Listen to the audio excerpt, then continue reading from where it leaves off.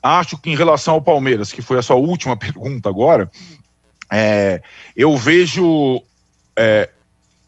quando a boa parte da mídia que cobre o Palmeiras, ou boa parte do torcedor do Palmeiras que fala que esses campeonatos, essas taças são irrelevantes, as disputas, mais ou menos como falavam em relação ao Mundial, é cascata. Elas deixam feridas essas 3 derrotas do Palmeiras no Mundial, na Supercopa e na Recopa, deixam sequela assim. Sabe qual que é o resultado dessas 3 derrotas atualmente, Tironi? Existe a conclusão de que o Palmeiras precisa contratar jogadores acima da média, que o Palmeiras não tem jogadores acima da média, o Palmeiras vai ao mercado. Não vai, vai ao mercado. Já está aumentando proposta para jogador da Liga Norte-Americana, já está considerando a volta do Dudu, porque a conclusão é: o Palmeiras não tem jogador que desequilibre jogos. Que o Flamengo tem e poucos têm, né? Então o Palmeiras vai mudar porque perdeu. E assim é o futebol.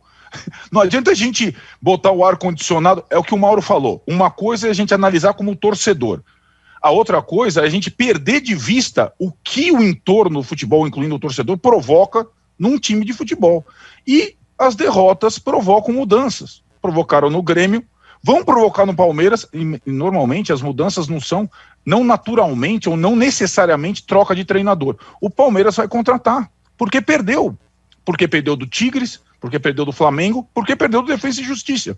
E sem jogar bem. Só jogou bem o segundo tempo contra o Flamengo. Dá para contar nos dedos, as partidas boas do Palmeiras do Abel e do Flamengo do Rogério Ceni. Nos dedos. Então são times que ainda precisam muita coisa.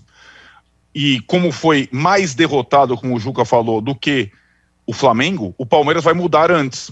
Até porque o Flamengo não tem uma questão... Aí que tá, eu acho que essa é a diferença em relação aos personagens, principal diferença, em relação aos personagens Abel e Rogério.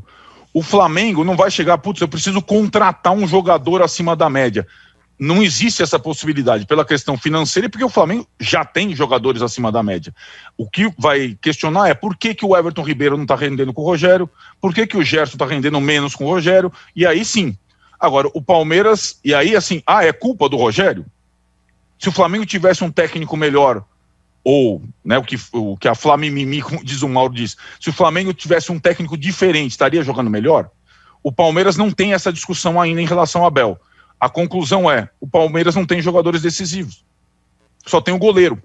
E quando eu falei isso, eu quase fui linchado. O Palmeiras tem um jogador decisivo, o goleiro, que não foi bem contra o Defensa e Justiça. Falhou numa bola, foi para os pênaltis, foi para a prorrogação, foi para os pênaltis. Então, assim, são times que ainda monopolizam as discussões, mas não são times confiáveis. Nenhum, nem outro. E as partidas... Talvez... Pode falar, Juquinha. Não, talvez o Dudu venha a ser esse jogador. Exatamente, e foi. E acho que o Dudu não tem, talvez, o poder de decisão do Gabigol, tal, mas ele representou para o Palmeiras, nos últimos todos os anos, o jogador diferente. Né? O jogador diferente. E o Palmeiras tem vários jogadores bons, mas não tem um jogador diferente. Essa é a conclusão que os caras estão lá reunidos hoje, lá na academia, não estão pensando no jogo do São Paulo pelo Paulista, que não interessa ao Palmeiras. Estão pensando na Libertadores, para inscrever jogador para Libertadores, fase de grupos, que estão preocupados. A fase de grupos tem o Defensa e Justiça, de novo. E tem o Independente Del Valle, que eliminou o Grêmio. E o Palmeiras não é ainda uma equipe confiável, mesmo com 2 troféus maravilhosos em casa.